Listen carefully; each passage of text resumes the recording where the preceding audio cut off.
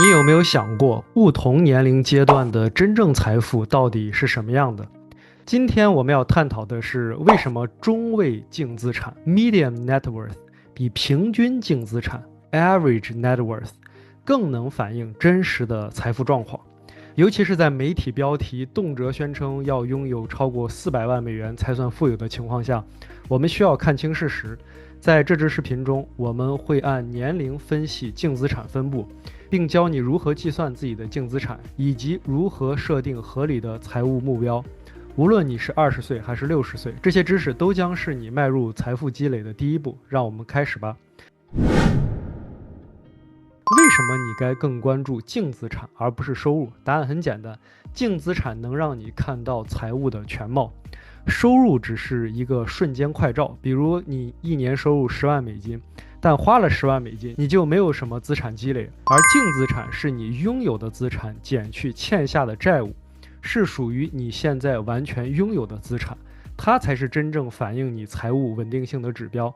想象一下， John 一年收入25万美元，Sam 一年收入6.5万美元。然而 John 负债高，没有储蓄，消费奢侈； Sam 生活节俭，坚持储蓄，持续投资。结果是 John 的净资产只有1万美元，而 Sam 的净资产高达40万美元。这说明仅看收入会严重误导你。真正能积累持久财富的是那些有纪律的理财习惯，而净资产正是衡量这些习惯成果的最好指标。可以把净资产当作你财务导航系统 Financial GPS， 它告诉你目前身处在哪里，也指引你未来能走多远。现在让我们来看看不同年龄段的净资产分布。请记住，我们关注的是中位数 medium， 也是最能代表典型水平的数值，而不是 average 平均数。因为平均数很容易被极端富裕的人群拉高。在20多岁的人群中，净资产中位数约为7600美元，而平均值则高达11万3000美元以上，两者之间差距巨大。为什么会这样呢？因为平均数常被少数高收入或早期积累了大量财富的人所扭曲，比如创业成功的年轻人，或者继承了大笔财富的人。而中位数则更能真实地反映大多数人的真实情况。这个数字看起来确实有点低，但要知道，大部分20多岁的人都刚开始职业生涯，收入处于入门阶段，还在偿还学生贷款，因此积累财富确实比较困难。不过，如果你是年轻一代，尤其是 Z 时代，其实你拥有一个巨大的优势：时间和复利。举个例子，如果你从25岁左右开始，每月投资500美元，假设年平均收益率为 8%， 到了60岁，你的投资就可能增长到超过100万美元。下面是你在20多岁时应当设立的关键财务目标。第一，理解金钱的运作方式，从学习开始。推荐给大家3本书，我可以保证这几十美元的投资会让你的理财思维与能力大幅提升。第一本 Rich Dad Poor Dad， 第二本The Psychology of Money， 第3本 The Millionaire Fast Lane。 第二，清除高利率债务，尤其是信用卡债务，尽快摆脱债务。我必须强调，如果你能在进入30岁之前不再背负高额信用卡债务或巨额学生贷款，你的人生起点将远远领先于同龄人。第三，建立紧急预备金，至少准备3个月的生活支出。生活中总是有突发状况，当你有这笔缓冲资金时，你就会感到更加安心有底气。第四，储蓄与投资收入的15%到20%。是的，这可能意味着少喝几杯7美元的咖啡，但是未来的你在阳光下喝着更高级的咖啡。第五，思考超越朝九晚五的生活方式，去寻找那些能让你感到满足、有潜力且具可扩展性的事物。你的收入增长和自由往往来源于这些额外的机会。回想我的20多岁，真希望当时能够更有创造性地问我自己几个问题。第一，我想做的事情是否能让我感到有意义、有满足感？第二，它是否有潜在的高收益？第三，它能否以多种方式实现扩展和成长？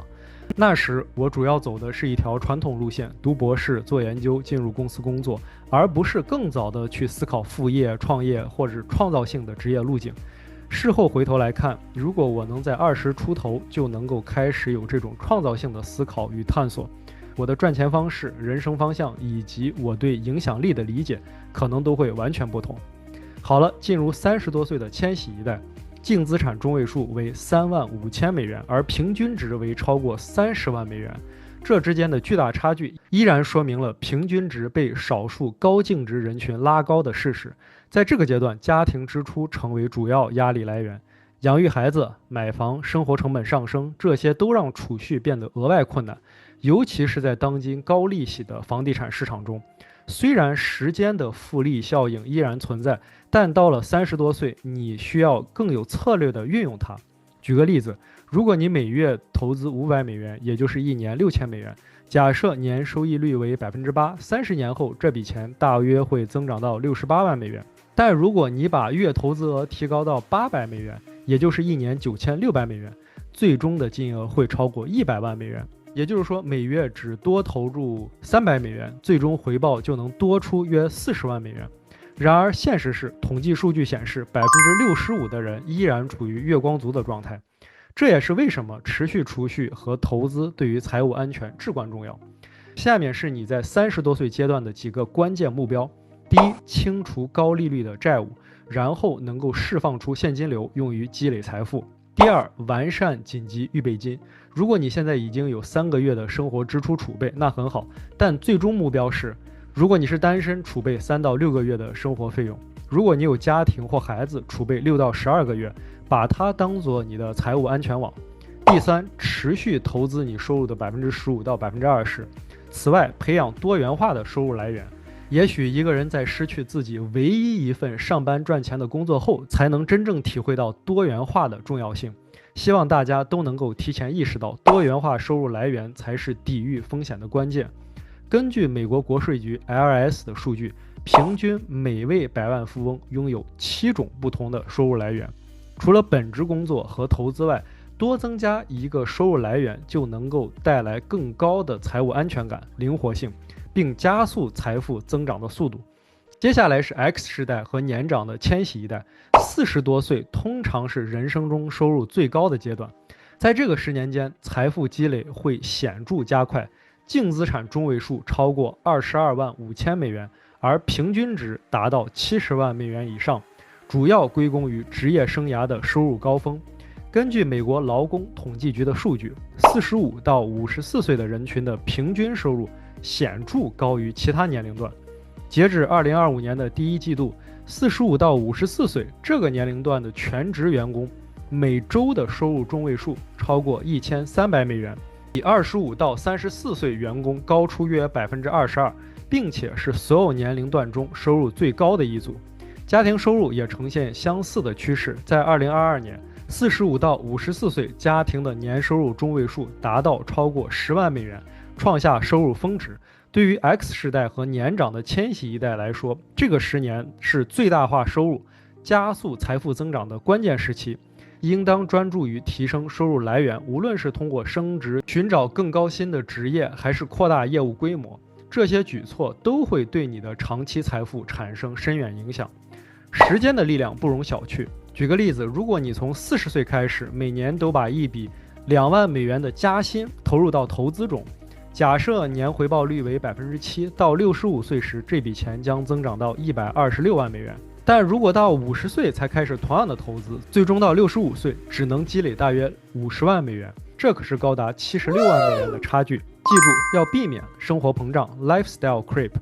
此外，社会保障 （Social Security） 也会奖励高收入者。你的退休福利是基于你收入最高的35个工作年来计算的。这意味着，如果你能在40多岁时用更高的收入年份取代20多岁的低收入年份，你的退休金将永久的提高。那么，下面是你在40多岁阶段可以努力实现的关键目标。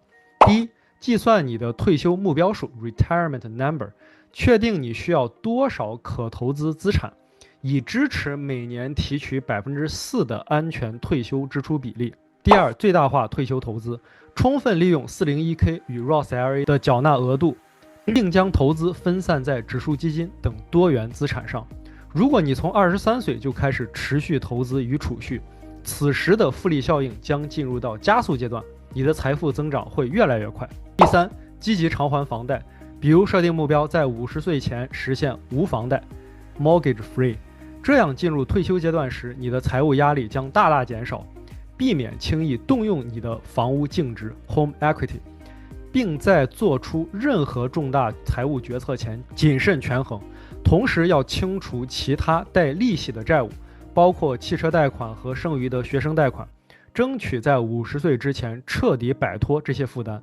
进入50多岁，净资产中位数约为288000美元，而平均值约为140万美元。这是一个至关重要的10年，你必须最大化储蓄。